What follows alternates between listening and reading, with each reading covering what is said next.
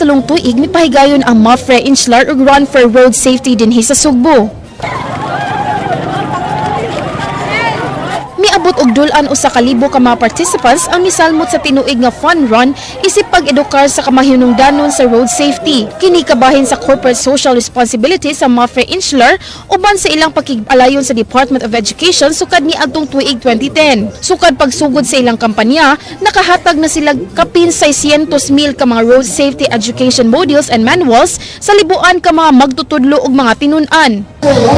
In fact, this road safety is included in the curriculum of the public schools, particularly for grade 5 and 6. Panginaot sa Mafre nga mahimong mas luwas sa mga motorista ug mga pedestrian ang kadalanan, hilabi na kay sagad sa mga biktima sa aksidente sa kadalanan ang nag-edad og 17 paubos. Malampuson sab sila sa pag-agni sa mga batan-on ug bisan mga bata sa pagsalmot sa maong kalihukan, inubanan sa ilang partners sama sa Infants Dumeco Inayawan, Little Bamboo Foundation, ubang mga pundok, Sun Cellular ug Nature Spring Water. Ato sa awarding ceremony, dunay pipila sa mga tinun-an nga misalmot nga nakadaog ug nakadawat og awards gikan sa 3K, 5K ug 6K category. Road safety is one of the key things we are doing all over the world.